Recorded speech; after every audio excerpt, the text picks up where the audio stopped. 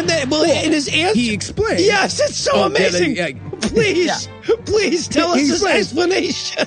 Look, the reason I set up the JX45 camera system cost me $40,000 to $75,000 is people come in my old abandoned house, they do drugs, they have sex, they sacrifice animals to Satan. You know, the usual kid chicanery. Yep. And I like jerking off to it, you see.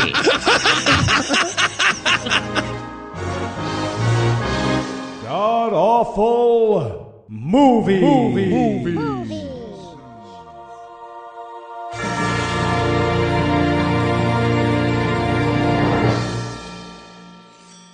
Welcome back to the Gamcast, where each week we sample another selection from Christian cinema because lashing yourself is just too messy. I'm your host, Noah Lugeons, and sitting to my immediate left is my good friend, Heath Enwright. Heath, welcome back. Heath, don't do this. Heath. All right, just kidding. Heath isn't here this week, but that voice that you heard echoing from 81 miles to my right was that of my bad friend, Eli Bosnick. Eli, how are you this fine afternoon, sir? I'm pretty good, Noah. I hope I don't turn my face and have scary makeup on. Oh, that is how movies are made. Yes, that's right. And randomly throughout this film, I will just yell pop scare.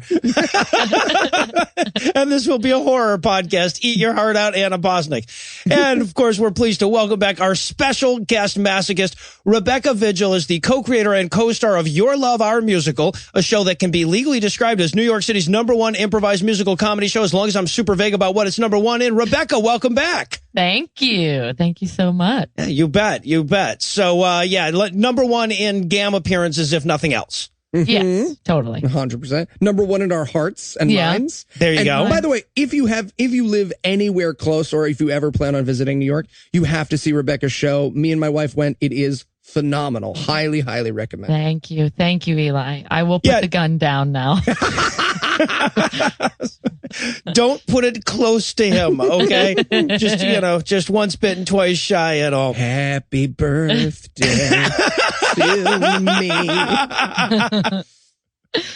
So tell us, Rebecca, what are we going to be breaking down today? So you made me watch The Monster Project, which I do not believe is a Christian film. There is no way that this is a Christian movie. No, there is a fuck like 8 seconds in. 8 seconds into the movie, somebody says fuck. I'm like, Eli. Okay, in my defense, let me just say, this movie was recommended by a listener, and I was like, I watched the preview, and I was like, hey, is this a Christian movie? And the listener was like, yeah, I probably should have told you. It's a Christian movie. It gets really Christian at the end. And I was like, okay, because that's the question I ask people all the time. And they go, oh, no, it's not a Christian movie. I just thought you should watch The Room. Yeah. And I'm like, no, that's not how our podcasts work. But this person had the audacity to lie to me. So you know what? It's on the show. Yeah. Because I'm not watching a movie without talking about it. Yeah. Well, not this bad. Yeah, no shit. Whew. All right, so Eli, speaking of which, how bad was this movie? Well, if you love Paranormal Activity, but you wanted an even more nonsensical twist ending, you will love this movie. It's like 50% Blair Witch, 50% Scooby-Doo. Yeah, but that's an insult to both Blair Witch and Scooby-Doo. And by the way, I fucking hated Blair Witch. I thought it was like the worst thing to ever be critically acclaimed. So when I say this is an insult to Blair Witch, I'm cutting deep with that. So what they did here was they did the found footage thing, okay? And we've seen a few other Christian found footage movies. This is not the best. The Lock-In is still the best found footage movie we've done. But here's the thing about found footage, right? So there are advantages, right? You can first of all, you can make a movie a hell of a lot cheaper. It gives you it makes things feel a little more realistic. It gives you a different relationship with your audience. It gives you your audience a different relationship with the characters. The downside is you've got to be damn clever to write it correctly, right? Because there has to be a reason why the footage would exist. Me and the filmmaker disagree. And like the footage they found, like there's some footage where I'm like, how did they get a hold of that footage? It makes no sense. Well, I feel like at some point, someone probably in the writer's room was like, And what about the dream sequence? Yeah. How is that found footage? Yeah, exactly. Yeah. You're thinking too much. We extracted his brain. Well, yeah, so that leads me right into my best worst, which was best worst excuse for the camera to be there. Because occasionally they would remember that this was found footage and they'd be like, oh, I must have left this camera on this whole time. Yeah. Whoops. There's a security camera in the dilapidated home. Right? What? Give me a fucking break. Now, it don't have no windows, but this is the XP47 system. Yeah. Works on a Monarch computer. Got fucking IBM's Watson hooked up to this motherfucker. But no windows or doors. So we get to cuss a lot on this episode then, We sure right? do. Fuck yeah. Fuck yeah. So is there anything that, any nominations you guys have for something this movie was best at being worst at? I think the best, worst fight choreography I've ever seen Yes. in my life. Oh, it was just a series of pushbacks from flying people. And I'll tell you what, I have a feeling that Eli and I'm not trying to brag here, have seen better, worse fight choreography going into this than you have. You're right. That being said, I still agree. Right? Okay. Like, see, I've seen David A.R. White fight scenes, and this is still the best, worst fight choreography I have ever seen. I could say best, worst variety in monster makeup. Ooh, Oh, yes. Jesus Christ. Yeah, they all look like the same monster. They do. It's just gray teeth. Yeah. Gray teeth. I want With to varying levels of sexiness. Yeah, exactly. Yeah. I want to give this best, worst monster coordination. Look, we're going to talk about this when we get into the breakdown of this movie, but there is no question at some point the monsters all got together and they were like, all right, Dave, nice to meet you. Growl. I don't want to be that guy, but does anyone mind if I go first? And Vampire Lady was like, ooh, I was really hoping I could go first. All right, well, how about we each get 5 minutes and then we each get it's like a chore chart, like bad roommates. Yeah. You write your pentagram in the basement. I'll write mine on the hallway wall. Jesus Christ. There's just dirty dishes in the sink. The werewolf and the demon girl are giving each other dirty licks. I mean, those aren't my dishes. I'm not washing them. But you are on dish duty this week. I don't want to talk about this. That's what the movie should have been. It should be the Honestly, real world with demons. All right, Patreon goal achieved. So, unfortunately, thinking about this movie's cinematography for even this long has triggered my vertigo again, so I need to take a quick break for some Dramamine, but when we come back, we'll recap all the uninspired, poorly acted, underlit, palsied camera work that is The Monster Project. Hey, Eli, did anybody answer our ad looking for monsters yet? Yeah, man. We got 300 emails and a whole bunch of voicemails. Oh, awesome. All right, let's crack them open. Yeah, okay. Here's one. It says, photo of the monster in my house. Oh, Jesus, that's somebody's penis. Okay. I get it. Sorry. Next one. Okay, look, this one says the subject is real monster. All right. Fuck. Oh, that's another penis. That is another penis. Okay. All right. Two in a row. No, this one, it says kindergarten. It can't be. And it's a penis. Are these all going to be penises? Let me see. Yes, they are all penises. Fucking Craigslist, man. Yeah. Hey, do you want to? No, I do not want to do the penis project instead. Okay. And we're back for the breakdown, and we're going to start off in media res with an African-American gentleman warning a sound on the roof that he's armed, dangerous, and Christian. And this is Jamal. And Jamal's character's role will be to set African-Americans in cinema back 10 years. Is that? I think that's what his part. What you talk about, Eli? Oh.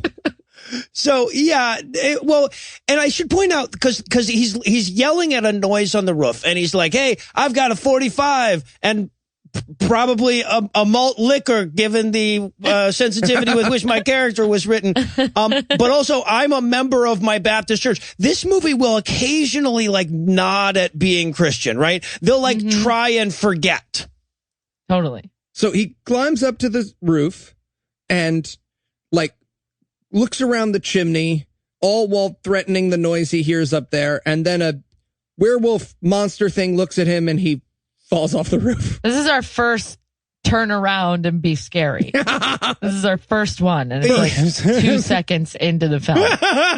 There will be more. Yeah, and like many of the cameras in this film, this camera was powered by Jamal's consciousness.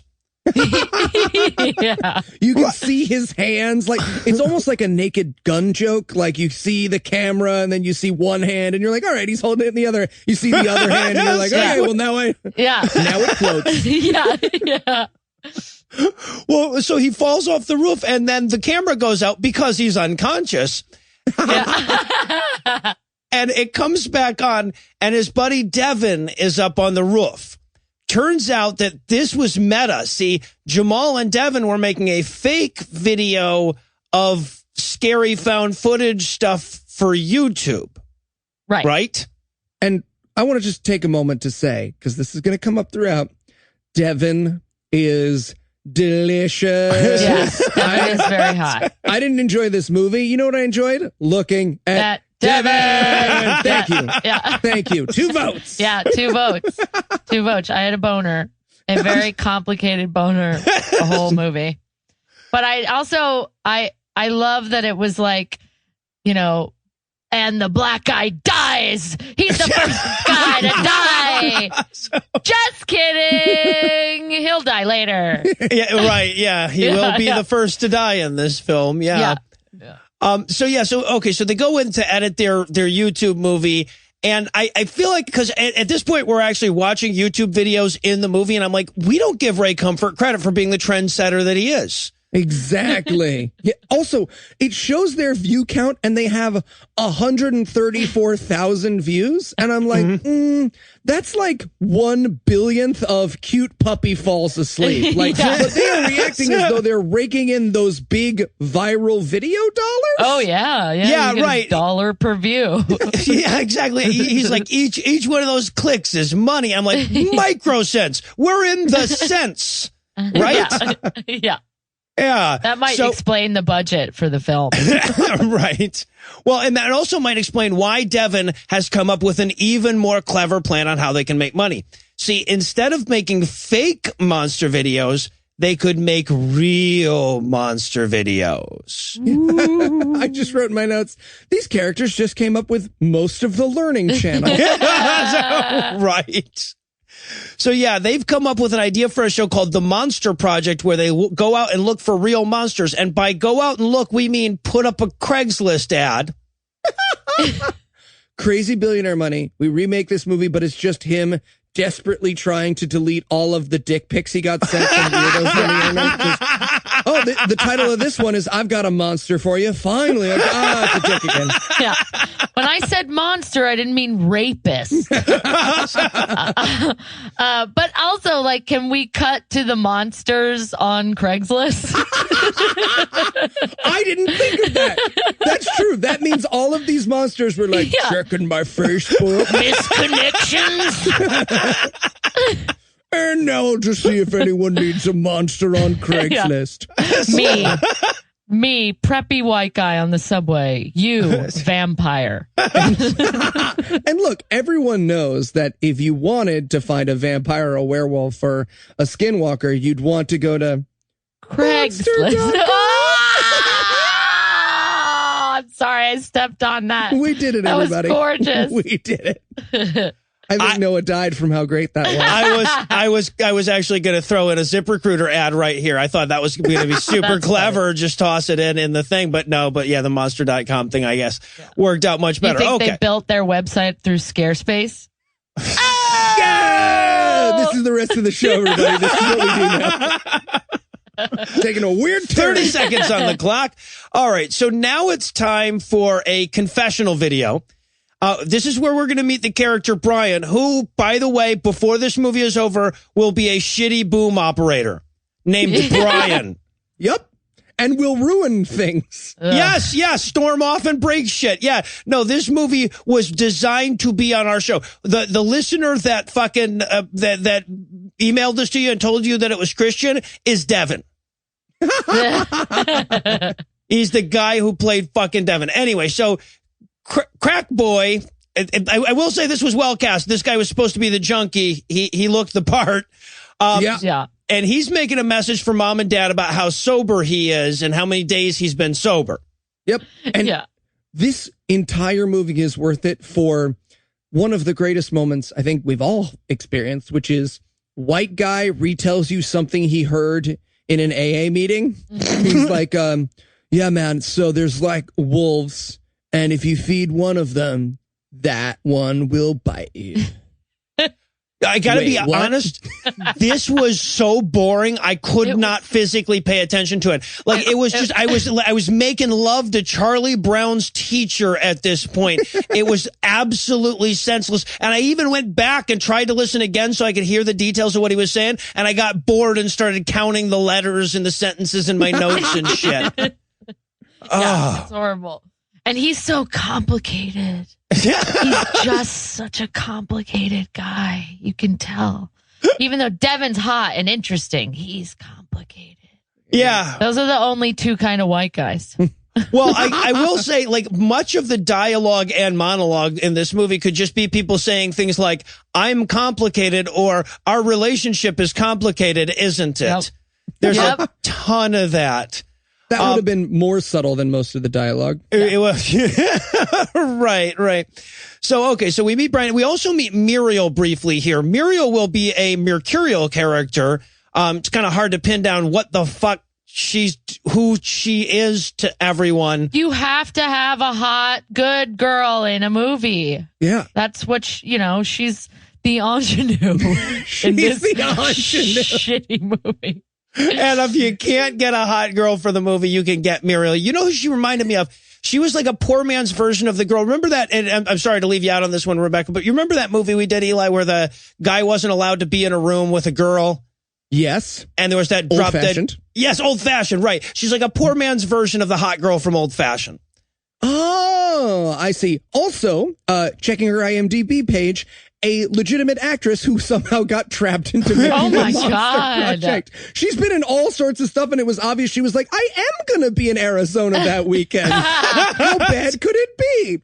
I can't promise you much about this movie, but I can promise you she spent the entire film going, I'm not doing a topless scene. Yep. No, I need you to stop asking. Yeah. Okay? Yeah. Really? I'm wearing a midriff?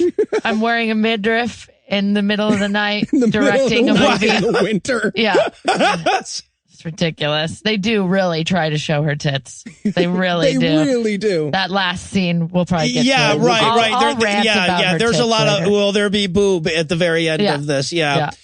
So, all right. So now we cut over to Monster Project Day 1. This is Devin and Jamal. They've gotten an answer on their Craigslist ad for monsters from a Native American gentleman who is also a werewolf. A skinwalker, as he says. Yes. I also met a gentleman once who called himself a skinwalker. He molested me. Just be aware that if you answer a Craigslist ad for a man calling himself a skinwalker, gonna get molested. Throwing that out there.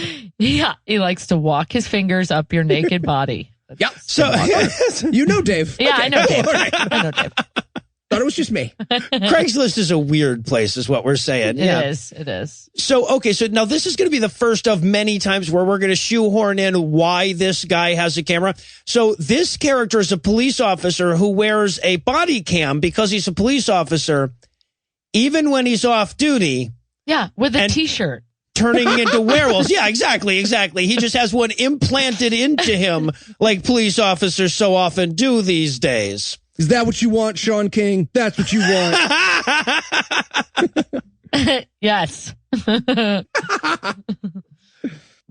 the good news, though, is that the Indian guy was definitely a real skinwalker. So they have the first of the monsters they're going to need for their interviews. Mm-hmm. So, okay.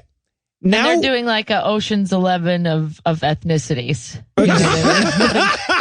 They're just gathering them all. Oh shit, they do, don't they? They do. Yeah, they didn't want to just go with white monsters. No, of course And we not. should point out, we didn't mention this at the time, but they actually said this in their Craigslist ad. They were like, all ethnicities are fine. Yes, they did. A white male vampire who's like, see, this is bullshit. I'm going to get on Twitter and act like more of a monster than I am. White genocide is worse than eating babies. So. All monsters matter. All monsters matter. That's a good one. So, okay, so speaking of shoehorned in bullshit camera opportunities here, we now cut to this very bizarre, stupid scene that starts with, like, basically it starts with one of the characters saying, it would be very stupid and silly for you to be filming this moment. Why would you be doing that? He goes, yeah, I don't know. You know, sometimes I just like to turn the camera on. Anyway, tell us about your backstory with Muriel. Yes, this whole scene is the ham-fistedest way humanly possible for the characters to go, Devin and Muriel used to date. Yep. She doesn't like Devin. Yep. Now, Rebecca, Yeah. I can't speak from a woman's perspective. Thank you. So thank you. Thank me. So can you educate us? If you walk into a room and your ex is there, do you recoil as though he is made of spiders and leave immediately?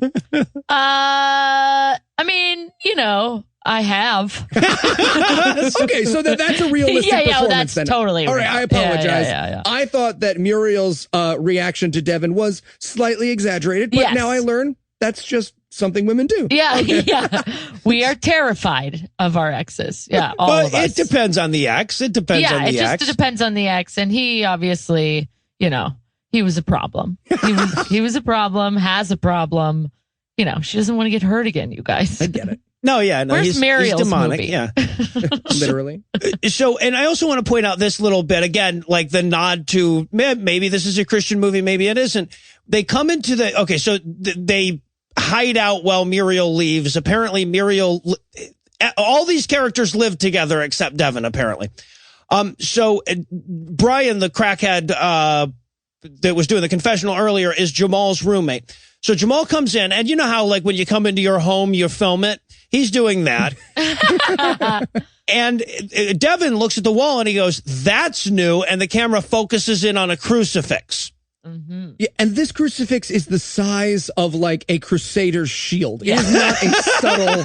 Yes. Like Brian like unstapled Yeah. Jesus from this thing and then Yes. fucking brought it into the house. Yeah, he took it from the front of a boat. So and they point that out, and he's like, oh, that's my roommate's. He's all Christian. He's the good guy. And then that'll be Brian, who Jamal will be verbally abusive with. Mm-hmm. And then that's when Muriel shows up and storms off because of the complexity of all the relationships. But hell yeah, fish sticks. Yeah, well, yeah, we can't escape a scene with Jamal without something like that, right? Jesus Christ. That's what we eat. Literally, throughout this film, without reason, whatever the scene is, Jamal will add something racist to it. And he'll be like, all right, guys, we escaped the monsters. Now we're here in this basement. Jamal, what are you doing? Are you okay? And he's like, I found watermelon. Yeah. Spit the seeds, sir. Yeah. Wow, white people killing each other. I thought only blacks killed other blacks. Look at these statistics I found. How come we commit such a larger percentage of the crimes? Oh, God. I'm just saying. Maybe we should stop talking about Black Lives Matter, start talking about policing our cities and raising our children right. I'm just saying. Anyway, where'd my bootstraps go? All right, so now the characters go into a different room. They got another response to their casting call for monsters. This time they got themselves a vampire. Ooh. But in order to get an interview with the vampire, they didn't even realize they'd done that, I think. She wants a vial of blood to drink. Now, who do they know who would trade a vial of his own blood for $100? Turns out it's the crackhead. I feel like there should be a warning label on that blood. Yep. I just want to throw out here, Devin very, very casually is aware of how to draw blood in a safe way. Oh, yeah. He's She's just like, all right, here you go. Zoop, zoop, zoop. Like, I know professional. Whenever I go to give blood, they spend 45 minutes jabbing at my milky white flesh. But Devin's just like, bloop, got you, buddy. Well, let's be fair. We don't know that he knows a safe way to do it. We just know he knows a way to do it. Yeah. So, okay, so now they go off to meet the vampire. Brian is also with them now for some, I guess it's his blood. He wants to see it through. I don't know. But the vampires instructed them to leave it on a bench by the swing set. In a playground. In a playground. So, stupid. You know, there's a lot of fucked up shit that happens at playgrounds. This movie is on the list. I'm not saying it's worse than the molestation shit, but it's on the list. So now there's a swooshing noise and the vial is gone. The vampire is come and gone and no one ever even saw her. Yeah, which in reality, let's just picture this moment from her perspective. She's hiding. She's like, oh, better go jingle some keys over here. She like shoves a tire swing. Jumps through the swing set so that it all moves. And grabs the blood and then drinks like a shot's worth of blood and is like, awesome. Yeah. Good day.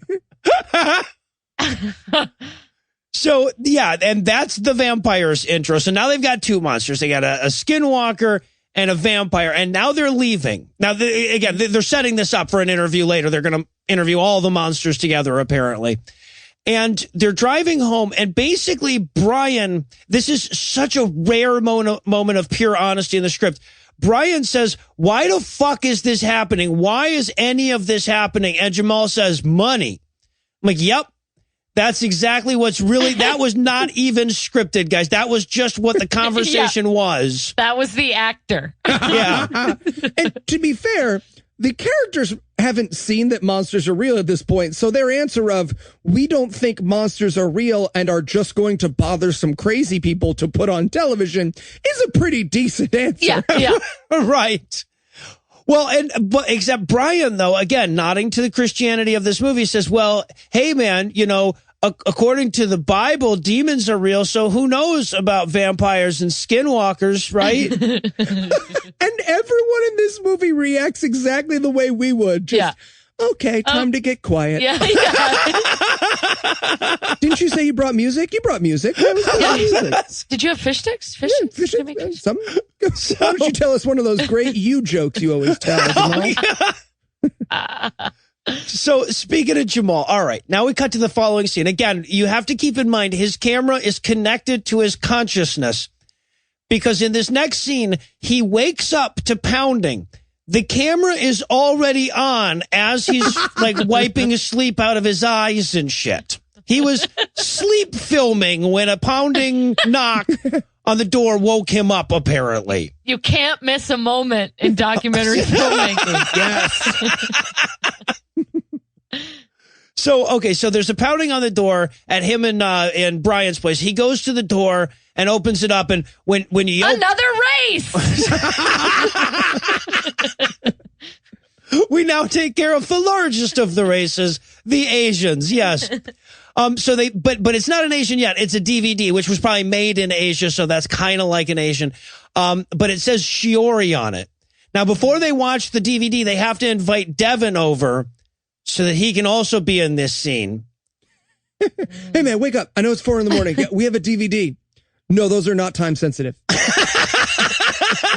Okay. Well, I realized it as I was saying it. Come on. You must be, high or something, just right? Do some sit-ups over. And send me a picture. Is it that much to ask? Yeah. All right. So they watch the DVD. It is an Asian girl named Shiori. And I want to point out, again, this is just a podcaster and me coming out, at least to some degree. But the way they filmed this was to film the video, play it on the TV, film the TV, and take the audio that was coming out of the TV and mic that on their boom. So like she literally is just whisper talking. I couldn't understand a goddamn word of what she was saying here. Yeah, me neither. Yep.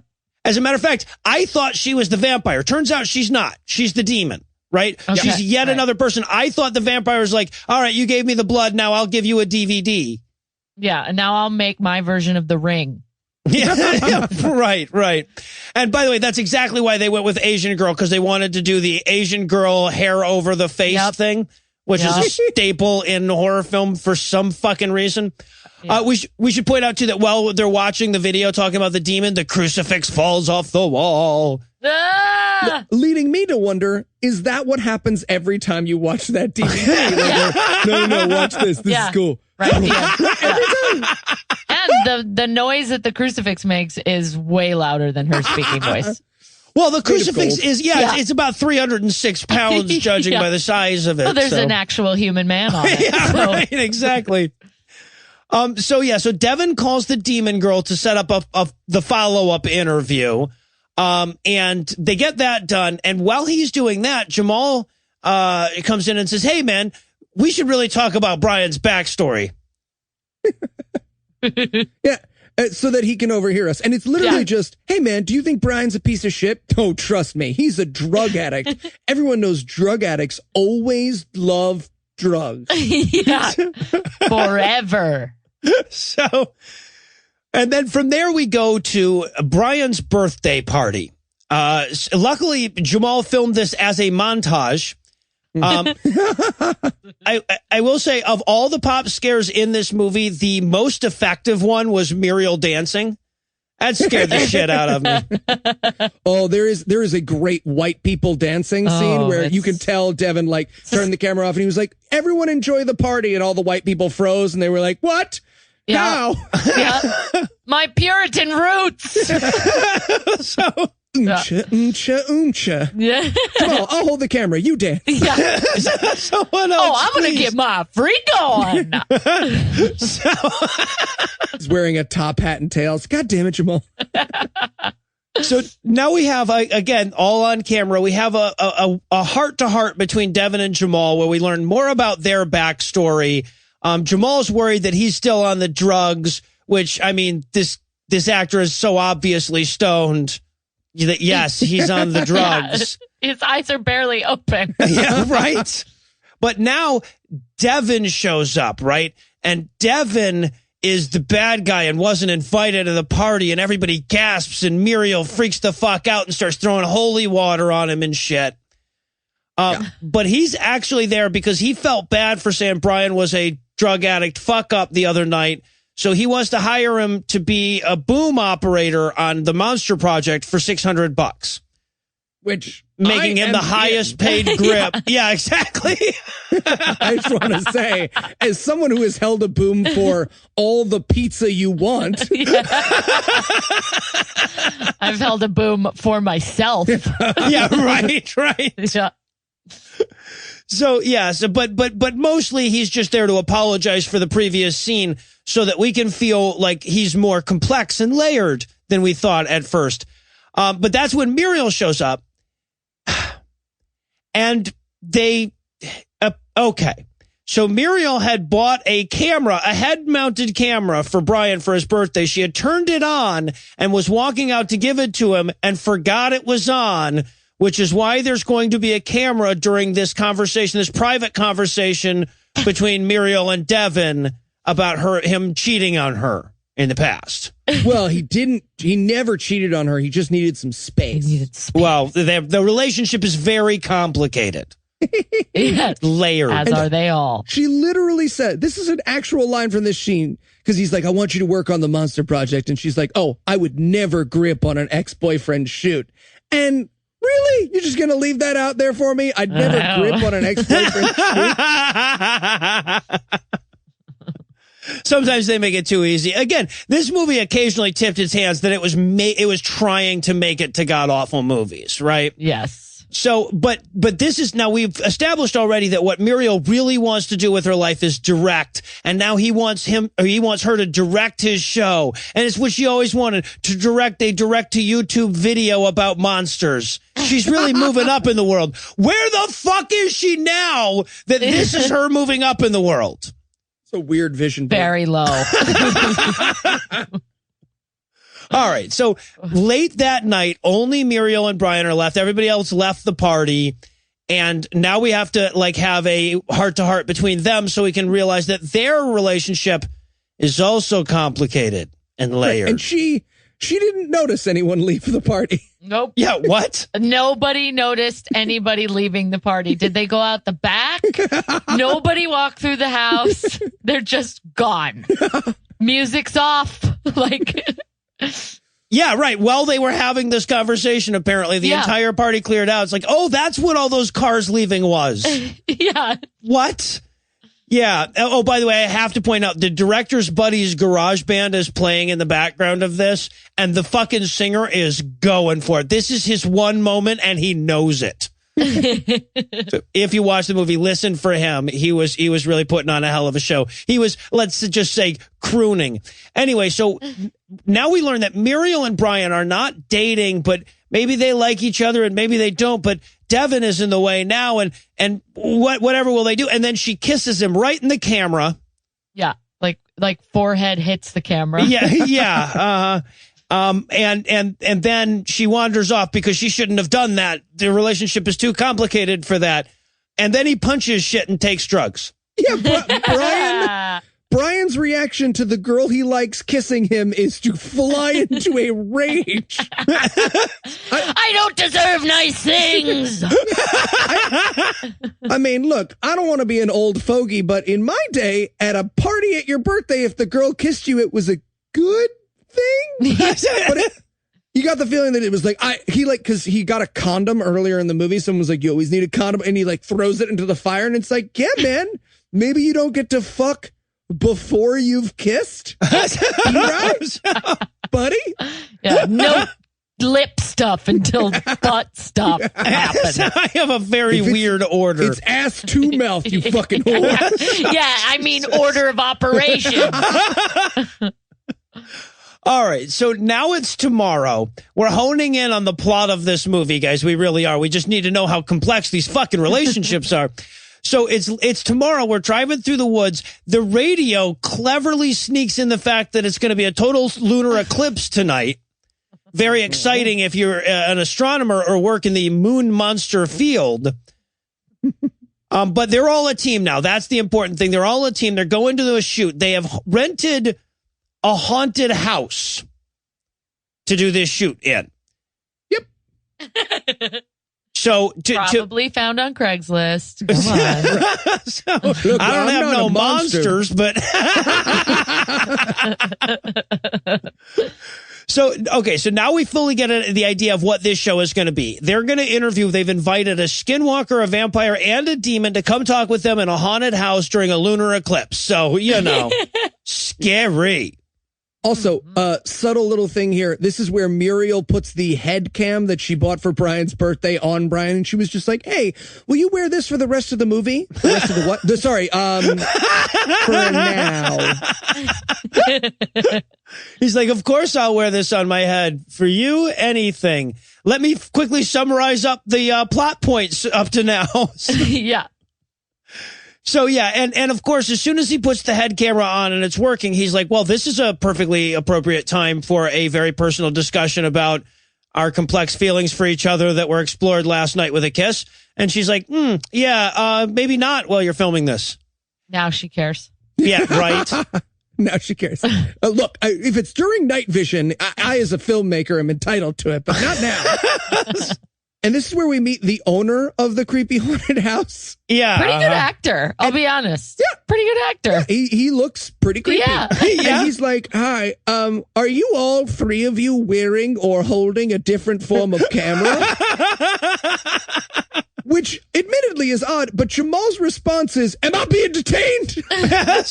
Oh my God. And also this is where they turn to the homeowner and they're like, wow, there sure seem to be a lot of security cameras from which one might theoretically find footage later in this home of yours. They seem to be in every single room. Even the crawl spaces under the house. Yeah. Why would you? Anyway, yeah, exactly. In his answer, he explained. Yes, it's so amazing. Please tell us his explanation. Look, the reason I set up the JX45 camera system cost me $40,000 to $75,000 as people come in my old abandoned house. They do drugs, they have sex, they sacrifice animals to Satan. You know, the usual kid chicanery. Yep. And I like jerking off to it, you see. Oh, and by the way, Devin needs everyone to leave their phones in the car. It might be vital to the plot later. This is just the most shoehorned in bullshit. Oh, by the way, everyone, phones interfere with cameras. You can't put them on silent. You have to leave them in the... Yeah, and if you could make it so you're not allowed to dial 911 on your phone, if you could take that ability off of it. All right, guys, give me the 9 buttons and the 1 buttons on your phone. Just turn them in. Exactly. We'll get them back at the end of the murder. And if you have a touch screen, just smash the screen. So the sans phones, they go into the creepy crack house, and apparently, and this never makes any goddamn sense, but apparently the crazy guy who owns the house keeps his wife there in a wheelchair in case he needs a pop scare later. Literally. He's like, Martha, and you can see these actors be like, wait, you just left your wife in the house? And he's like, oh, yeah, she's very sick. Also, have I mentioned everything in this house is fragile and sharp? Anyways, I'll find my wife. Including her teeth. Good night. And of course, this is where he has to give the creepy haunted house instructions. He's like, nobody go into the attic because, it's not haunted, but something else. Damn, I was practicing on the way over. Yeah, and whatever you do, don't look in the basement. And if anyone gets hurt, it's not my fault. You asked Probably for best if you don't turn on any lights. If you could do everything in night vision, that'd be great. That would be great. Thanks, night vision. Way ahead of you. Yeah, it makes your monsters look more realistic. Yeah. So they stumble upon Martha, who's having some wheelchair mumble time in the corner. This will be time 1 of 887,000 that a woman sits in the corner mumbling. Sorry, guys. Rebecca's in the corner mumbling right now. I just want to be barefoot and pregnant in the house. And also, I want to point out at one point, and this will not be the last time they do this, at one point in this scene, they have a pop scare when nothing happened, right? It's just like they move from one camera view to the other, and it's like, it was just... New room! So, yeah, and they will do that more than once. All right. So now the crazy owner takes his wife and wheels her on out of there. They go elsewhere. And now everybody's setting up to film, but damn it if they didn't overload the breaker. Turns out old abandoned houses have shitty electrical systems. Who'd have thunk? And Muriel knows everything. She's got a mag light. She can't say flashlight, goddammit. She uses the fucking brand name. Yeah. Hell yeah. Also, this is also where we learned that Devin brought a box of monster killing paraphernalia just in case. He's got a bag of MacGuffins. Yeah. He's got like I got some holy water, some crucifixes. I got a poison that only kills me. I brought that. Brought a gun with a single bullet with the name carved in it of my great-great-grandfather. I will need that. I have a steak, medium rare. I have a steak. So, also, subtle, Jamal is wearing a silver chain. That won't matter later. Actually, they will set up like 5 times that the only thing that can kill the skinwalker is silver, and the fact that he's wearing a silver chain will never matter. It will never matter. And they will kill the skinwalker without using any silver later. Except it's his bling, dog! Well, honestly, I'm surprised it didn't have spinning rims on it. So, yep. Totally. Muriel and Brian go to check the breaker and talk about the complexity of their relationship. Some more. Anyway, yeah. I was getting so bored. I did not care about their love triangle in the slightest. I just wanted to put like a pentagram around it. So, and then we do the opening, right? Like the soft open with Devin, directly addressing the camera. He's like, tonight, during this rare lunar eclipse, we will interview a vampire, a demon, and a skinwalker. There are no actors. And I'm like, more accidental honesty. But that's suddenly. Well, actually, yes, exactly. That's interrupted by a sudden pop scare scream. Yeah. Now, I think we should just say Martha every time there's a pop scare. So, and I love to, okay, this is Muriel screaming.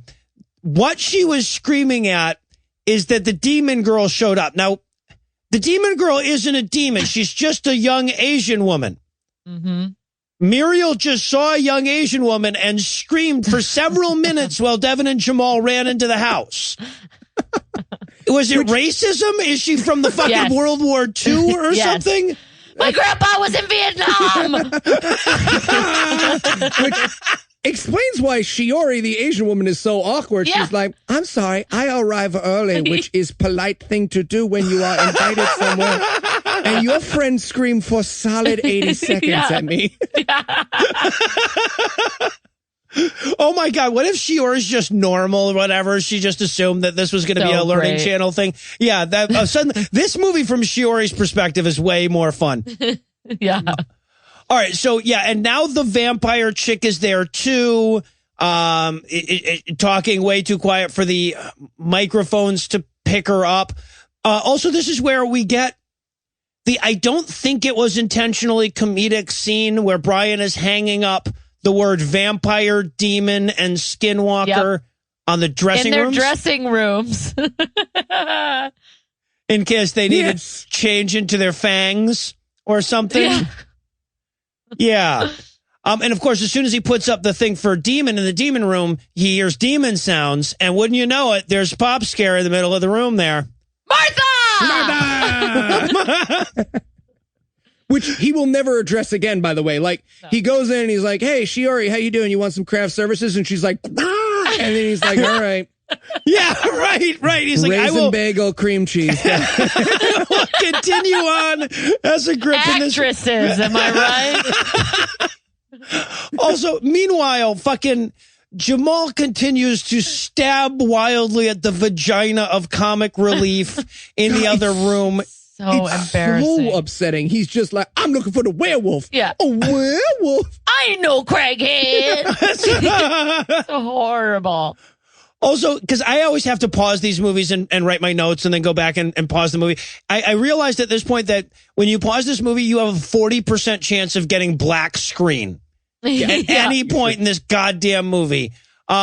Speaking of which, something happened in the dark. It was scary or something. Well, anyway. See, this is amazing because while he's looking for the werewolf, the vampire shows up and they see her walking in the distance. And then the camera turns away. And when it turns back, she's like, right up against the window, Martha! But the amazing thing about it is, in real life, that means that the vampire was like, do. Oh, they're not looking.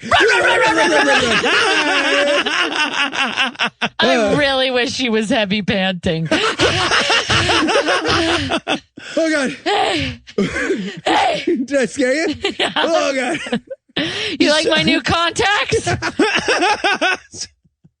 So, yeah, and also, so she arrives, she goes to her dressing room. Also, the Native American cop shows up wearing his body cam still, by the way. And this character is named Steven. I only want to point that out because, for whatever it's worth, Jamal, Muriel, Shiori, and Steven are played by actors named, respectively, Jamal, Muriel, Shiori, and Steven. Subtle. Oh. Take from that what you will. Maybe they were real monsters. Yeah, all maybe right. This is a documentary. So now they get their fucking money's worth out of that clapboard. God damn it! It's time to start filming the show, and Steven has decided he needs to protect his identity, not in the movie, but the actor himself would rather not be seen in this movie. So they show him in the shadows with his voice changed to creepy sounding. Right. And this monologue he does is genuine nonsense. Everything he says makes less sense. He's like, I am anonymous for your protection. Wait, what? What? I am a police officer on my reservation. Oh, who do you police? Myself. What? Wait, what? Huh? I killed my dad. How do you get to be a skinwalking? And and then his question is like, so how does one get into skinwalking? And that pisses him off, right? He stands up all pop scare like for no reason. And, and he says, I would have expected an interviewer to have more intelligent questions prepared than how does one get into skinwalking? I'm the fuck out of here. Should have done what is this, a podcast? Yeah. Thought you were here to talk about the financial crisis. You're supposed to ask me how you met Noah and Heath. I bet no one's ever asked you that before. And it's amazing. He goes, so it's murder, right? You have to murder a family member. And I was like, oh, so Charlize Theron, skinwalker. What do you know? Oh, Jesus Christ. Burn Charlize. Killed her dad. Google it. And then, isn't that crazy? And then he goes, have you ever shape-shifted? And he goes, I'm a fucking werewolf. That's our whole thing. The whole thing is I'm a shape-shifting. shape-shifting enthusiast. Yeah, right. I love to. So, because he asks him what it's like to shapeshift, and they try their damnedest to go profound here, right? They try to go with something like meaningful here. And they do such a comically bad job of it that the last line of it is like, he says, you cease to be inhuman at all. You become an animal. Like, that's the literal description. Yeah. That's like of or relating to. You got that from the dictionary. There's nothing profound there. Also, he says here, he's like, also, he says here, like, he's like, silver is my weakness, by the way, in case you need to know that in Act 3 later. I would love to do interviews where people ask where my weakness was. Yeah. I'm like, what's your weakness? Carbs. Tell me about it, honey. Yeah. Oh my God, if he had said carbs, my weakness. Carbs after 10 p.m. Oh. All right, so now we're going to go through the actual interviews. We've gone through the Skinwalker one. We're now going to go through the vampire one, which starts with... I hate this woman. Oh, my God. I hate this woman so much. I'm sure you guys were, super into her looks. No, they sexed her up in a comical fashion. Here's with the thing. Fishnets and neck tattoos. Yes. Yeah. Here's the thing. I know this girl. That's my problem. I know this girl, and I know she's just not worth it, right? Like, I'm looking at the camera, and I'm thinking to myself, yeah, she's sexy. There's going to be some kind of unsolicited biting that happens. Right. This is not going to end well for me. She's going to want me to have a three-way that's like me and two other guys for her. It's going to be weird. Yeah. And I want to say, for every time Muriel was asked to take her top off and said no, this actress asked if she could take her top off, and everyone. I mean, I'll do it. I'll do it. If she doesn't want to do it, I'll do it. You're the vamp for the last. God damn it, Ashley! You guys want to add another tattoo to my neck? And the best example of this actress doing, and she's really doing her best. The best example of this actress trying to do the scary thing is they've done one of those skull face tattoos on the back of her hand, but the actress doesn't know how to do it, so she puts her hand over her mouth to do it, but it's slightly off kilter, and she's like death. Love it. It's just a weird tattoo slightly off kilter on her face. Exactly. She's like, does it look good? Is it? No? Right. You know what? Fine. We can't afford to do it again, and it's digital film. So, yes, no, it's fine. Keep rolling. And we should point out that this is the vampire that got the blood earlier. The blood she drank was Brian's. So instead of Devin interviewing her, she wants Brian, the boom operator, to do it. Yeah. There's not a reason for this. Well, no, yes, there is. Thank you. She could have said this when he was fucking holding the boom too. But yeah, okay. So yes, well, first of all, she asked him about his tattoos, and while he's showing her, she scratches her fingernails across the metal. Table? And she scratches out the word Martha, apparently, because this is just done as a pop scare. A slow burn pop scare. Yeah, exactly. If you think about it, that's pretty scary. Yeah. So, and then she starts like reading his blood. She's like, yeah, I can't help but notice that when I was eating your blood, tasted a little oxy in there, you drug addict. Which is where I learned I wanted to hang out with Brian. But it's also where we learn that like everyone in this fucking movie is an idiot, because everyone's like, damn it, Brian, you're doing oxys again. Like, this is a woman that claimed to be a vampire, right? We have not yet seen evidence that monsters are a thing. The only person who's seen any evidence, in fact, that monsters are a thing is Brian, who's ignoring it at this point. Right? Well, he's pretty high. To be fair, that does explain his reaction, because when I'm on Oxy, I could walk into a room and a demon turns around and just like, I got to stop buying from Frankie, man. These and I keep seeing demons. So, yeah, but so Brian, everybody's mad at Brian for doing drugs. He freaks out like an asshole, breaks a bunch of shit out on the way. It's not opiates, it's roids. And we have this amazing meta moment. And I'm sorry, Rebecca, that you can't enjoy this as much as we do, but it's a running joke on our fucking show. There's actually a film set where a guy is storming off and people are yelling, Brian. Again, they were aiming to be on this show. So Brian goes into the bathroom to rage yell. Recall, of course, that he's got a camera on his face, so it makes sense that he would be filming his rage yell. And this is where he takes his pills out of his pocket, and he has 8 pounds of oxycontin. Yes! He took out a jug from his pocket of like drugs. something Winnie the Pooh would be consuming honey from, yes, except filled with, yeah, exactly. But then Jamal comes in, right? You know, and we have to listen to the, you know, we also have a complex friendship that goes back many years conversation between Jamal's the two of them. Oscar moment. Oh, He yes. really went Jamal for was it. fucking going for it here. Yeah. Guys, this was Jamal going for it. I mean, like, kudos to Jamal for trying. Everyone should try real hard, but that's literally the best he could do. We should take a moment for Jamal. All right. So, and then, of course, after he gets done with that, Brian decides to record a screaming video diary for his parents. Yeah, that's how I call my folks, too. Yeah. Find a nickel. You ruined me!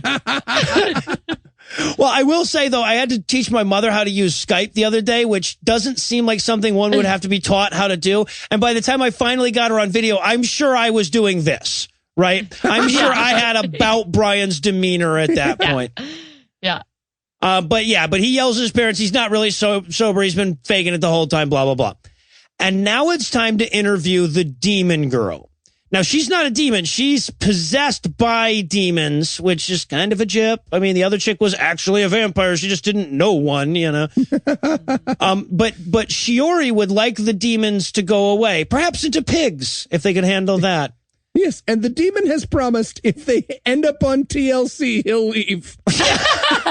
Which, to be fair, she says in this interview that the demon was born inside her. So, like, that means she's a demon, right? Well, it also means that there were like 3 years where we can assume a full-grown demon was just like, all right, well, as soon as she learns to speak, I'm gonna, tell her that I'm a demon. But, I got a pretty good setup. We'll move these blocks around. There's a lot of boob drinking. Yeah. Man, they spend a lot of that first year sleeping, but they grow so quickly. It's nice, honestly. This is a very gentle time with the mobile. It's pretty roomy inside the body of a little Asian girl. I also love because, like, she says, like, the demon haunts me at night. But it said if I did this interview with you guys, it would leave me alone. And I just wanted to cut to like Jamal sneaking out of a room last night in a Yoda mask or something. No, I got it, boss. I got it. So now, and oh, by the way, Devin has to hold his own boom like an asshole now. Okay. And also, again, this is something we see in every like found footage movie that we do, period, that we watch, period, at this point. But cameras don't cut in and out like that anymore, right? No. That's not a thing. The film itself was not exposed to any. This is digital. The ones and zeros were not held too close to. Anyway, but it's for scary purposes, I guess. And it's so scary. Bad camera is so scary, right? So now the demon she realizes the demon is coming, and they're like, what does he look like? And she's like, he looks like a pop scare. Get ready for it. Get ready. And the lights go out. Yes, yeah, of course. And so Muriel goes to check the breaker, and she can do it all by herself in the haunted house full of monsters. Thank you very much. She doesn't need help. No, I'm a woman. But hear me roar. As she's going, she notices that the skinwalker is screaming in his dressing room. Yeah. You know, and this is Hollywood. Vocal warm-ups. Oh, my God. She gets in there and he's just like...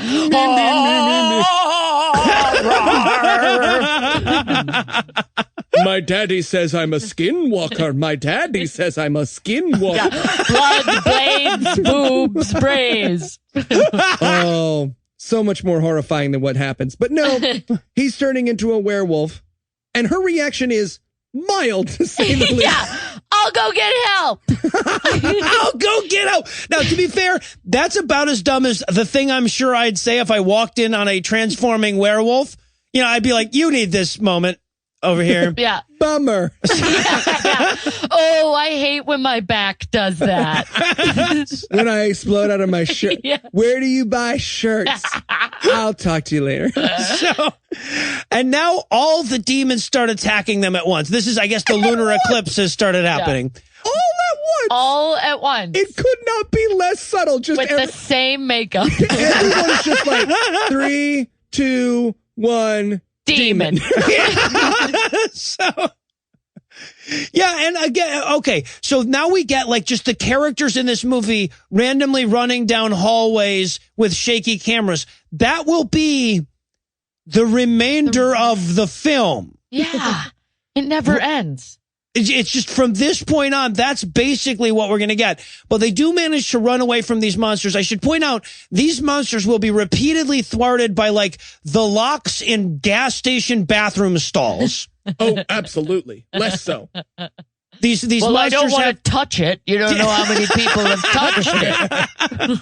I'm a skinwalker. I don't want to, like, but when I turn back into human, I'll have bruises. Yeah, I'm a antibacterial skin walker. So, and I think I should point out, too, that, like, okay, this skinwalker will later not be able to handle a door with a little slide lock that opens in. But at this point, and this moment, as they close the door and Jamal starts given the we'll be fine, we just need to work together speech, the skinwalker is able to just punch through the door and grab him. Yep. And the black guy's dead. Yep. Yeah. Oh, thank God, right. the black guy's dead. Well, now that we've achieved that foundational cliche of horror movies, I suppose we've earned ourselves a break. But first, let me give Act 3 the hard sell here. Will the rest of this film actually just be shaky cameras running from monsters down hallways? Considering how poorly it's lit, how will we know? Will these assholes use a tripod if I offer to pay for it and send it to them? Find out the answers to these questions and more when we return for the nauseous in all the wrong ways conclusions of The Monster Project. Hey, everybody, I'm Larry the Werewolf. Why don't we just go around and introduce ourselves? I'm Shia, the sexy vampire. I'm very interested in blood and flesh and the dark. Great. Very exciting. I'm Baphomet. Been hanging around Shiro for 3 years now, maybe 4. Really excited to get out. I bet. Okay, so remember, everybody, the plan is that we all reveal ourselves as monsters at the same time, but then we take turns attacking. Right, exactly. Yeah. Okay. All right, everybody have a great lunar eclipse, and let's eat some people. I'm a vampire. We know. All right.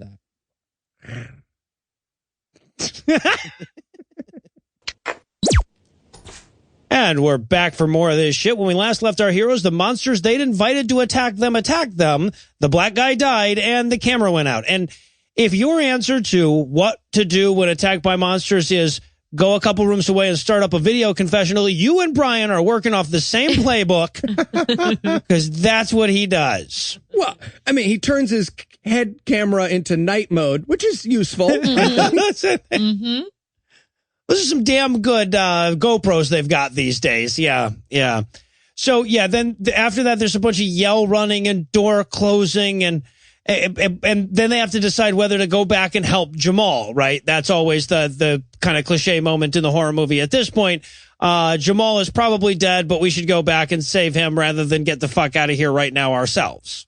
And I don't want to be this guy, but there does kind of seem to be a moment of racism when they're figuring it out, where they're like, I mean, we should go help Jamal. And Devin's like, I mean, what's shma? No, I'm just saying, like, if it was you, I'd run right there.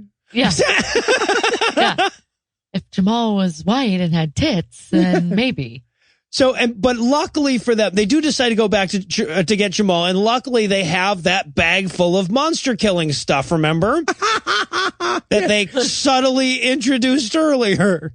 They open the bag and you can see the actors being like, oh, it's good we have these. Yeah.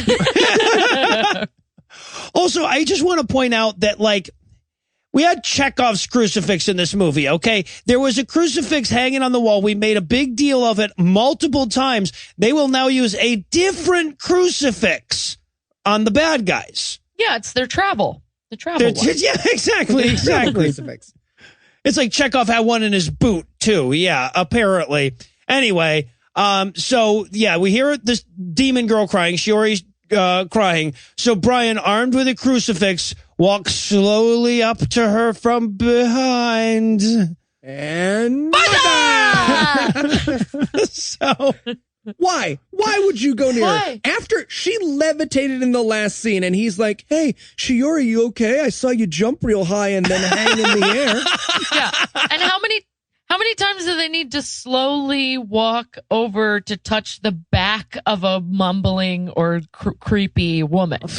Like, it's all just women's back pop scare. I don't touch the back of the women I know and aren't demons, because they'd be like, what are you doing? Yeah, so right. That's a creepy thing to do. I'm the pop scare. Martha. Yeah. Oh, this cross? Don't worry about it. So like all the cameras in this movie, this one is powered by Brian's consciousness. So it goes out when he falls, and it comes back later when Muriel and Devin are helping him up.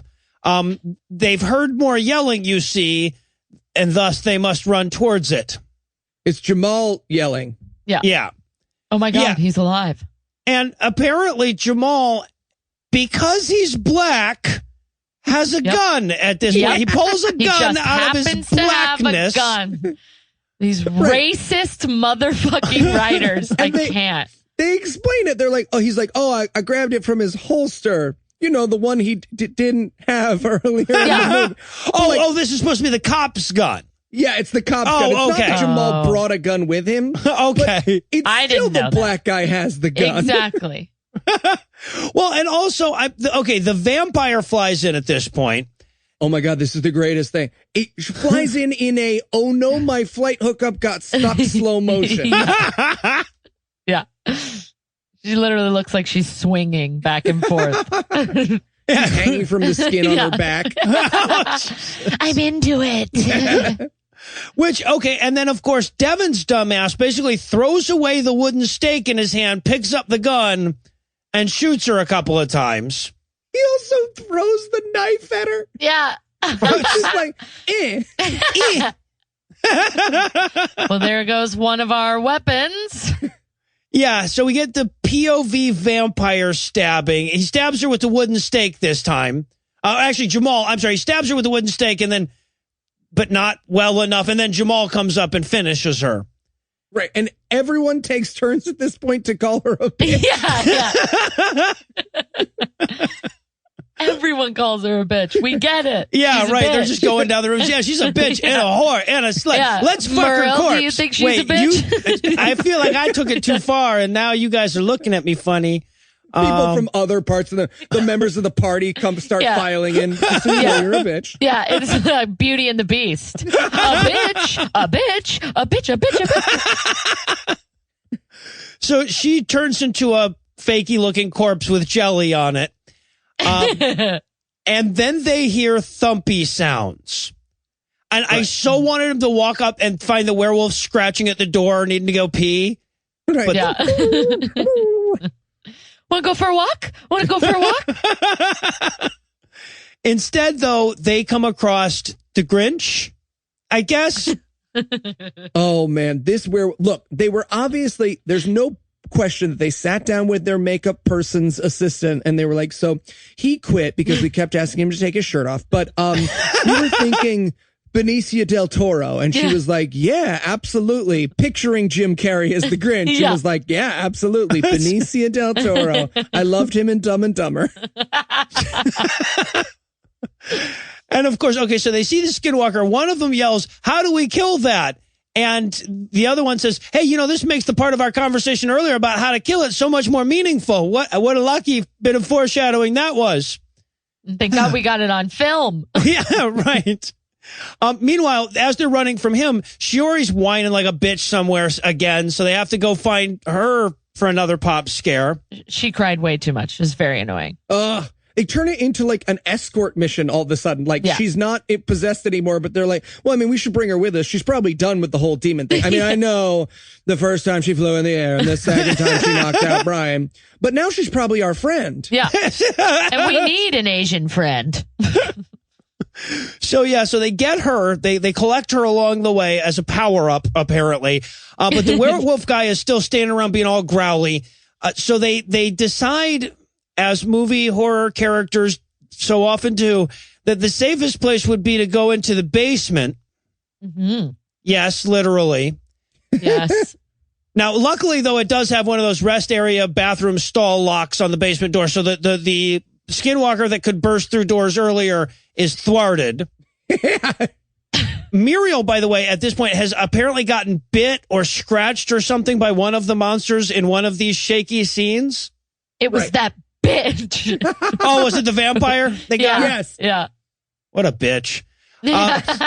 So Brian promises they won't all die in the basement. But then they get down there, and wouldn't you know it, there's a goddamn Satan symbol down there. There you go. Now, luckily for us, we recently did the Law Enforcement Guide to Satanic Cults, and we know exactly what this means. It's goat sacrifice. Goat sacrifice, ladies and gentlemen. Got it. Yeah. Now, luckily for them, though, the doors are all locked. The doors that lead out of the basement into the outside world, they're all locked. But there is a creepy crawl space. Maybe that'll help. Yeah, it's like Brian's like, okay, we're safe. I feel like the best thing for us to do would be to split up and for me to put myself in a confined space. That's probably the best. Yeah, so he goes out into the crawl space, and Shiori's out there demoning again, Yeah. Or something, or maybe the skin. Who the fuck knows? Because the monsters all look the goddamn same. Now that the vampire is gone, there's no difference. Exactly. So Shiori turns into a demon again, does a backwards crab walk, and it is very clearly not that actress. It is a dude in a bad wig who can do a back handspring. Yeah, you can see his bulge. And she's like, and I gotta be honest, like, I know this isn't just this movie, but the backwards crab walk thing that demons choose to do doesn't seem practical. I know it's scary, but like, I'm just like, yay, you stopped using the bipedal thing. Good for me. I just kick you in the spine. Yeah, it seems like it'd be easy to take down at this point. Right. Yeah, Totally. Exactly. Also, they have a very blatant Blair Witch moment around that time where Muriel is like snotty nosed and looking into a camera. They just blatantly take that famous scene from that, I feel like. Yeah, and they blatantly take the Katie Strickland scene from The Grudge, Exorcist. the same fucking thing. Yeah. Yeah. So, but luckily for them, fucking crackhead Brian has just enough power in his God meter to say the Lord's Prayer. Yeah. Right. To undemon her. Right. He starts while high on oxy. He starts pretty to solid. say the prayer. And then she kicks everybody off and bites him. In the camera. Bites him square in the camera. And now we're in a dream. What happens now, Eli? Tell us what happens now. In the found footage film. The camera is now filming Brian's dream. What the fuck? It's insane. Yeah, so this is the party from the night before. He's dreaming about the party from the night before, but everybody's frozen so that the director could show everybody that he knows how to do that bit too. And I guess what we're trying to get here is because she's a demon, he has to wrestle with his personal demons, which are personified by all the people he accidentally killed with his drug habit.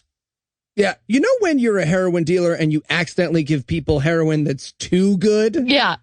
Everybody foams at the mouth and blames you for their death.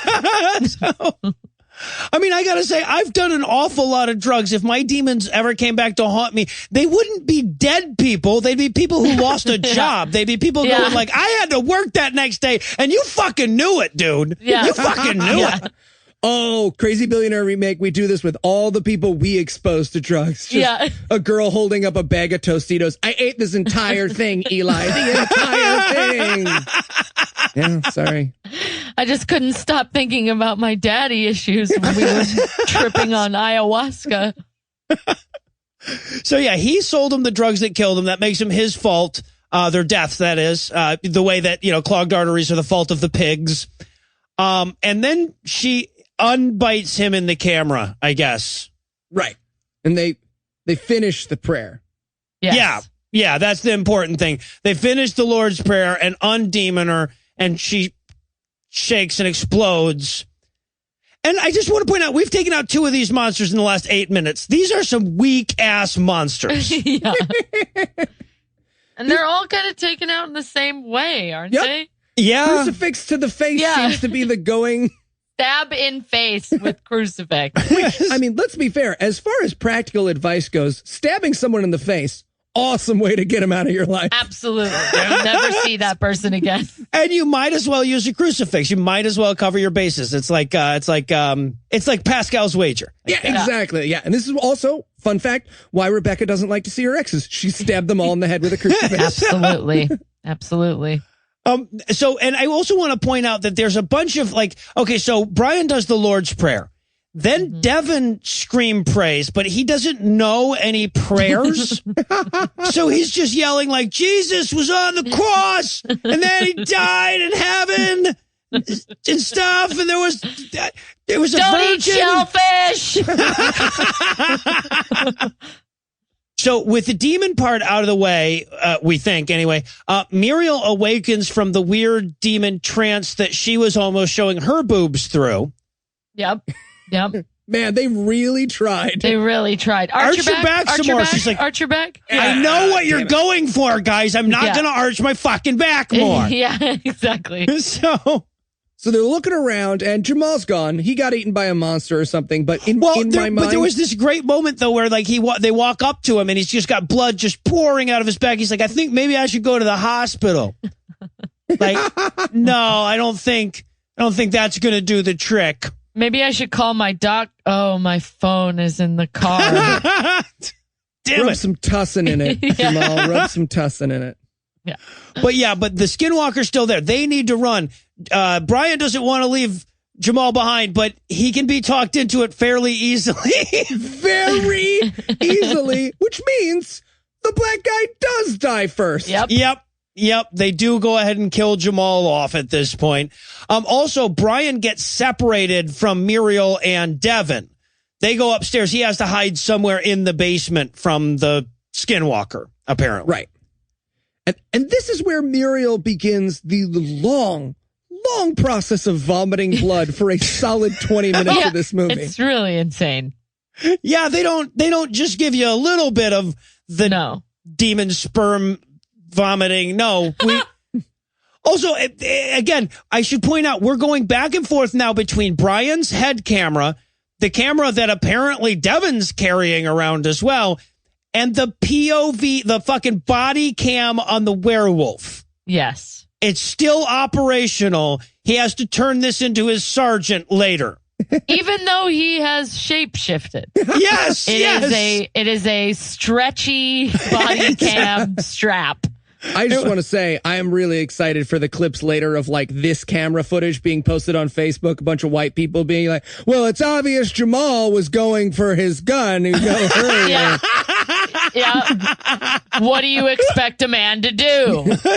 Defending the werewolf. He's just on trial. Gets off. Paid leave for 3 weeks for eating Jamal. Oh, my God. Yeah, so we watch Brian, like, hide from the werewolf a minute, because, hiding is interesting to look at. And then we cut back to Muriel blood puking more. Right. And then this is where Devin is like, okay, I'm going to go. Really gotta. Well, it's as though he's breaking up with her because she's going through vampirism. And he's like, ooh, I know you're going through a lot right now, but like, I got to work on focus on myself. Yeah. Well, and this is also where as he's walking away, he's like, yeah, no, you're totally going to die. Now, that was part of my plan the whole time. This is where the movie is good. This is the hint that this movie is going to try to tie it all together with a clever twist ending. Keep that in mind. Put a pin in that. So meanwhile, Brian is still in the elsewhere place that he was. He's wandering through hallways trying to get somewhere. And this is where he finds dead Muriel. Well, not dead. She's been turned into a pop scare. Martha!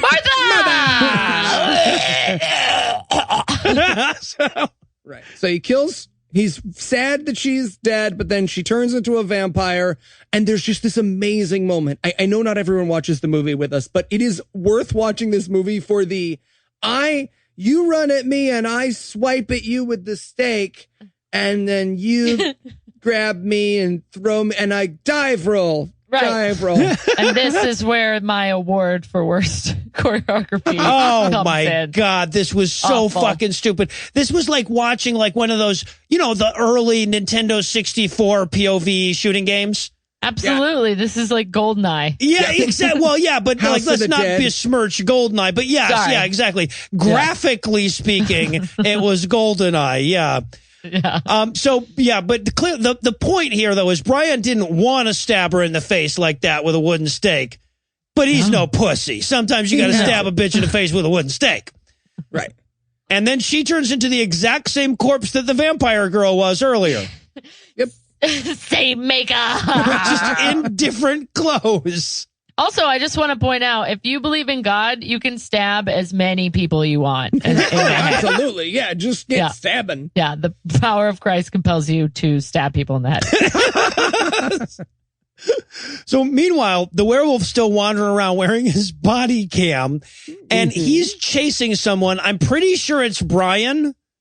Yeah. Who the fuck even, how could you know at this point? But yeah, but it would make more sense if it was Brian. Yeah. Right. And again, this is where Brian is like running from the werewolf for an obnoxiously long amount of time. Yeah. He escapes the house. He makes it out through. He gets up to the top of the house. He jumps spine first out the window. This is the second time we've seen someone go, how do I get out of a second floor window? I know, I'll land on my spine where it's safe. Jesus Christ. But again, and of course, because the camera is powered by his consciousness, it goes out when this happens. But I do love that, like, he looks back up as the camera's coming back on. The monster is going to jump out the window too, because we have to see the totally sweet stunt shot where his buddy Steve totally jumped out of that window into a pile of leaves in the monster suit. Well, but also it's probably trying to harken back to the first scene in the movie. See, I actually thought this movie was going to be really clever. When the wolf jumped, I thought we were going to see him be like, great shoot, everybody. And it was all going to turn out to be fake. And I was going to be like, hey, Noah and Rebecca, we got to watch a new movie this week because this one turned out to be good. No. This is all real. This is the events of the movie. Yep. It's only going to get worse. Yep. Well, yeah, like starting by the fact that, okay, now the monster's chasing him again. He runs. He's outside of the house now, right? So he runs and hides behind a nothing. And surprise, surprise, the monster finds him. So he goes, does he go back into the same house or does he run into a different haunted house now? Different haunted house. A different haunted house, ladies and gentlemen. We have 8 minutes left in this movie. We're going to introduce a whole new haunted house to it at this point. Yeah. And this one apparently has solid silver curtain rods. Oh, is that what? Jesus fucking Christ. Is that what that was? Yes. Yes. See, he grabs the curtain rod and he makes it through the window. He doesn't go through spine first. Mistake. But what are you going to do? Right? And he he turns around and the wolf impales itself on these, again, must be solid silver curtain rods and dies. So Brian, you said I was stupid when I spent $18,000 on these curtain rods. Now it comes in handy. Who's stupid now? Right. And no, you can't live there. So he goes into the house and now I just want to point out motivationally here for Brian. All the monsters are dead, right? We've killed now the vampire, the demon, the skinwalker. He is aware of that. And he's like, but while I'm in this other haunted house, anywho. Right. He's just checking it out. And he notices that that the cameras from the other house, they all lead to here. There's a big surveillance thing. Uh-oh. There's also satanic pentagrams and shit all over the walls here. Oh, similar decorator to the other house. And this is where Devin walks in with a guy in a ram outfit. Yep. A goat head dude and tall Jawa. Brian, meet Giant Ram. Giant Ram. This is Brian. He's better at holding a boom. Sorry, I had to let you go like this. Yeah. Yep. And this is where Devin does his evil bad guy monologue and explains that this was all part of his plan.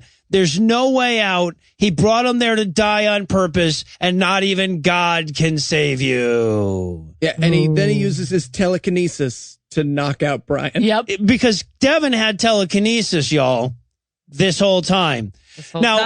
Luckily, when he regains consciousness, I want to point out this character has now lost consciousness enough times that, like, live or die, he has severe brain damage at this point. CTE for sure. Yeah. The fucking NFL players have nothing on him. Yeah, his only future career is as a linebacker. Well, if he keeps jumping out of windows and back first. Yeah. But he regains consciousness, which means the camera powers back up. And it's time for the good guy, bad guy dialogue, where it turns out that Devin never even really loved Muriel. He just needed a sacrifice for his demonness thing. And I want to be clear if I'm wrong about this. He's like, don't you see? I was never making a documentary for people. I was making it for him. And then he looks up. Is he making a I killed 3 people documentary for God? I think I think that's what he's saying. Send God the DVD and be like, "Oh, got you, bro." I think that's exactly what we're supposed to be getting from this. Yep. Yeah. Okay. See, Devin was actually Devil the whole time. Oh. That is not the least clever way that's ever been done to us. So he's Satan. And he's doing a ritual to awaken himself. They really didn't think this through. And this is where he offers up the devil prayer, which starts out, if I have this correct, in the name of Satan, Luciferus, Satanist, Satanomy, devil. Yeah, never knew Satan had a middle and last name. That's fun. Luciferus Satanus. Yeah. What are you studying in your bachelor's degree? Satanomy. All right, but Brian starts saying Jesus prayers at the same time, trying to drown out his devil prayers, which is where Martha shows up and slits his fucking throat. You can walk. She can walk. She's totally fine. Yeah. She was really just there for pop scares, apparently. Yeah, exactly. The twist ending on this one was Martha wasn't dead the whole time. It's like the opposite of The Sixth Sense. Which means that there was a meeting where Martha was like, "Hi, guys, I don't want to be this person, but, like, I don't have a huge role in the rebirth of the devil." And I was just wondering, like, when they first come in the house, what if I'm, like, all spooky and in a chair? And they're like, well, what does that have to do with the plan to bring the Antichrist into the modern world? I mean, I guess it's not part of the plan. I just thought I'd have a bigger part than this. No, Martha, it's cool. That's cool. Yeah, you can do a pop scare. The director's mom. Martha. Yeah, right. Also, I love here that, okay, at this point, like Martha kills him, he falls to the ground, and they start doing the Antichrist ritual, and you can hear them saying that the Antichrist has shown up, but the camera is looking the other way. So they basically are saying, wow, the Antichrist looks super cool and expensive. Whoa! What Look a at all great- those guns he has. Amazing. Oh, man. Such an incredible battle. If only you could see it. Yes. And then you think the movie's over, but it's not. There's another scene that makes absolutely no goddamn sense. Which is...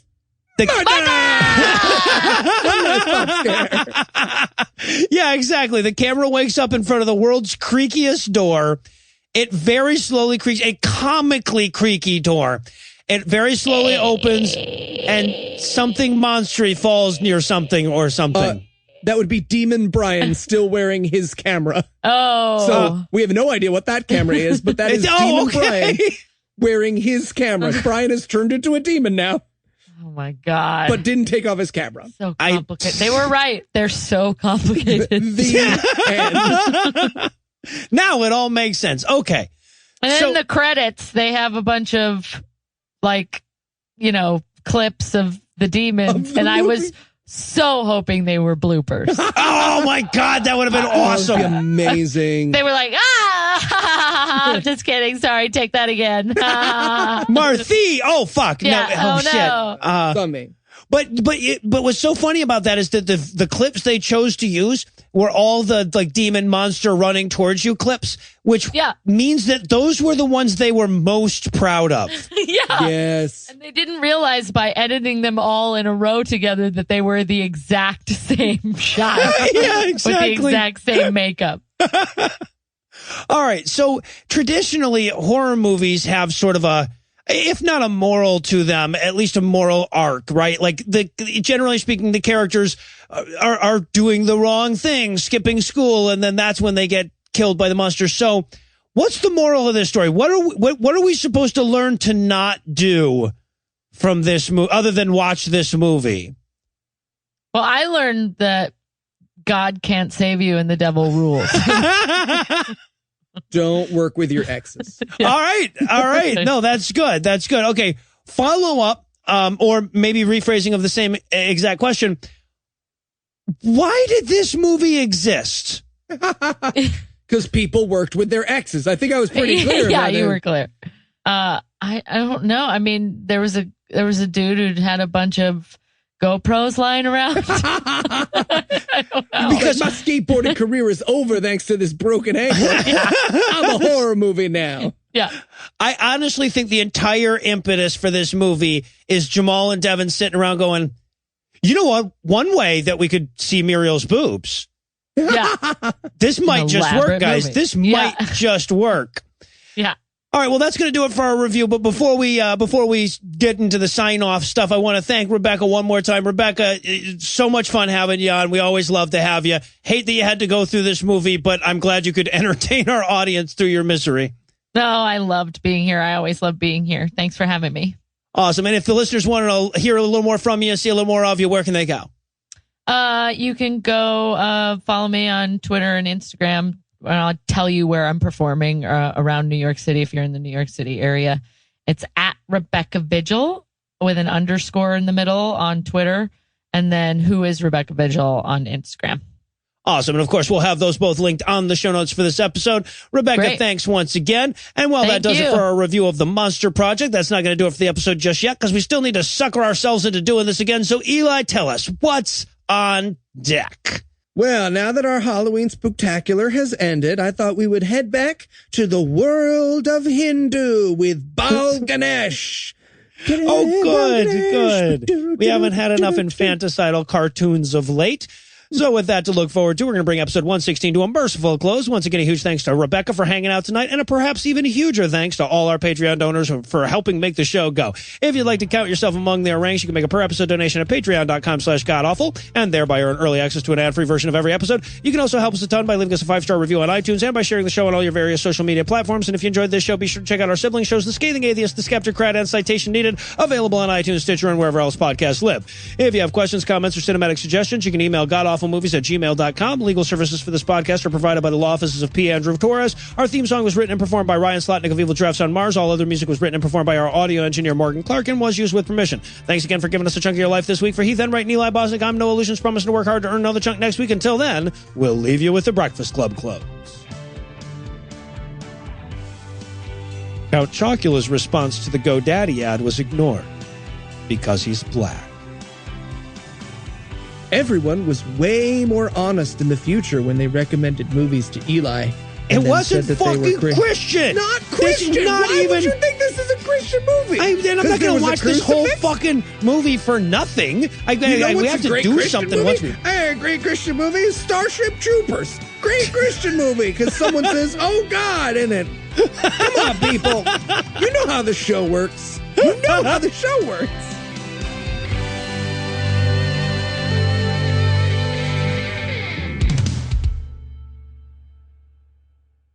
The preceding podcast was a production of Puzzle and a Thunderstorm LLC, copyright 2017, all rights reserved.